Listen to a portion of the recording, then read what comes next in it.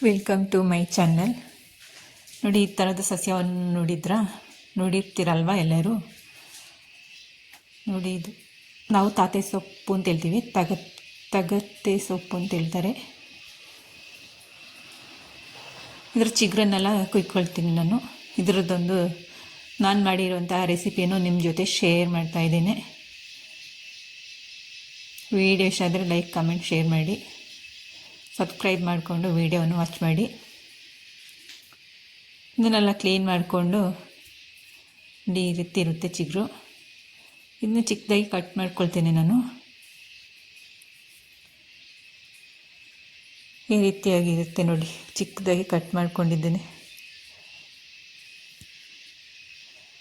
ನಂತರ ಒಂದು ಕುಕ್ಕಿಂಗ್ ಪಾತ್ರೆ ಇಟ್ಟು ಬಿಸಿ ಮಾಡಿ ಈ ಸೊಪ್ಪನ್ನೆಲ್ಲ ಅದಕ್ಕೆ ಹಾಕ್ಕೊಳ್ತೇನೆ. ಸ್ವಲ್ಪ ಬಾಡಿಸ್ಕೊಳ್ಬೇಕು.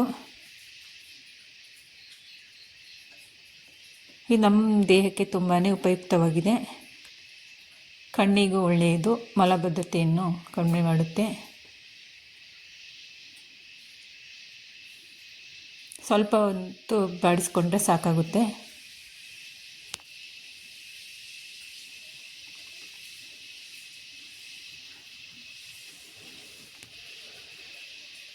ಬಾಡಿಸಿ ಬೇರೊಂದು ಪಾತ್ರೆಗೆ ಟ್ರಾನ್ಸ್ಫರ್ ಮಾಡ್ಕೊಂಡಿದ್ದೇನೆ ನೋಡಿ. ಇದಕ್ಕೆ ಇವಾಗ ನೀರು ಹಾಕಿ ಚೆನ್ನಾಗಿ ವಾಶ್ ಮಾಡ್ಕೊಳ್ತೇನೆ.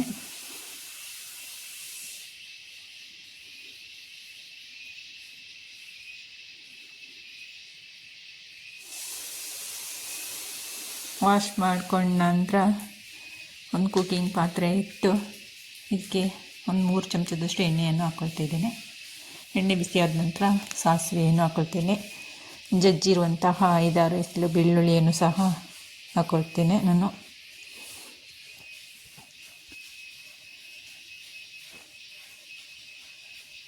ಈ ರೀತಿ ನೀವು ರೆಸಿಪಿ ಮಾಡಿದ್ರೆ ಒಮ್ಮೆ ಟ್ರೈ ಮಾಡಿ ನೋಡಿ. ತುಂಬಾ ಸಿಂಪಲ್, ಸೂಪರಾಗಿ ಬರುತ್ತೆ.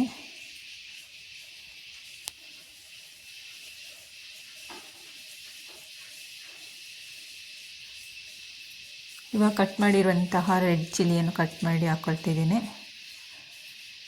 ನೀವು ಮೆಣಸಿನ ಪುಡಿ ಬೇಕಾದರೂ ಹಾಕ್ಕೋಬೋದು, ಇಲ್ಲಾಂದರೆ ಹಸಿರು ಮೆಣಸಿನಕಾಯಿಯನ್ನು ಬೇಕಾದರೂ ಹಾಕ್ಕೊಳ್ಬೋದು. ಉದ್ದುದ್ದ ಕಟ್ ಮಾಡಿರುವಂತಹ ಒಂದು ಆನಿಯನನ್ನು ಹಾಕ್ಕೊಂಡಿದ್ದೇನೆ. ಒಂದು ಟೊಮೆಟೊ ಹಣ್ಣನ್ನು ಕಟ್ ಮಾಡಿ ಹಾಕ್ಕೊಳ್ತೇನೆ.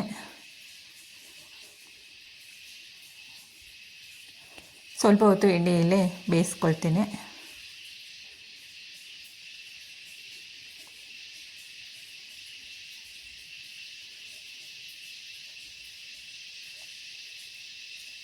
ಬೆಂದಾದ್ರ ನಂತರ ಈ ರೀತಿ ಇದೆ ನೋಡಿ, ಇಷ್ಟು ಬೆಂದರೆ ಸಾಕು. ಮೊದಲೇ ತೊಳೆದಿಟ್ಟಿರುವಂತಹ ಸೊಪ್ಪನ್ನೆಲ್ಲ ಇದಕ್ಕೆ ಆ್ಯಡ್ ಮಾಡ್ತಾ ಇದ್ದೇನೆ. ಇವಾಗ ರುಚಿಗೆ ತಕ್ಕಷ್ಟು ಉಪ್ಪನ್ನು ಸೇರಿಸ್ಕೊಳ್ತೇನೆ. ಅರಿಶಿಣದ ಪುಡಿಯನ್ನು ಹಾಕ್ಕೊಳ್ತೇನೆ. ಇಲ್ಲಿ ಮಿಸ್ ಆಗಿದೆ.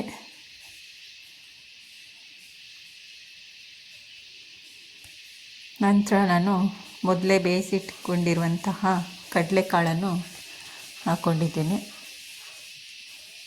ನೀವು ಬೇಕಾದರೆ ಹಾಕ್ಕೋಬೋದು, ಇಲ್ಲಾಂದರೆ ಸ್ಕಿಪ್ ಮಾಡ್ಬೋದು.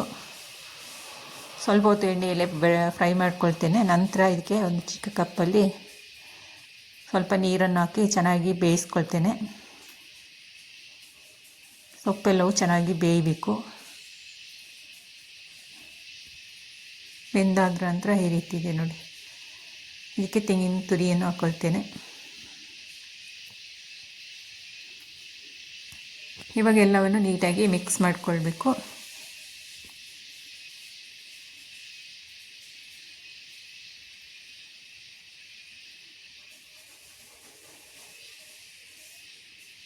ನೀರೆಲ್ಲವೂ ಡ್ರೈ ಆಗಬೇಕು, ಅಲ್ಲಿ ತನಕ ಬೇಯಿಸ್ಕೊಳ್ಬೇಕು. ಇದು ಅಕ್ಕಿ ರೊಟ್ಟಿ ಜೊತೆ, ಅನ್ನದ ಜೊತೆ ಸೈಡ್ ಡಿಶ್ ಆಗಿ ಸರ್ವ್ ಮಾಡ್ಬೋದು.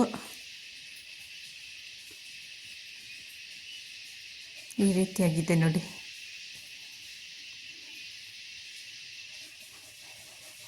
ಇದೆಲ್ಲವೂ ಮಳೆಗಾಲದ ಸ್ಪೆಷಲ್ ಆಗಿರುತ್ತೆ. ಫೈನಲಿ ಈ ರೀತಿ ರೆಡಿ ಆಯಿತು ನಮ್ಮ ತಾತೆ ಸೊಪ್ಪಿನ ಪಲ್ಯ.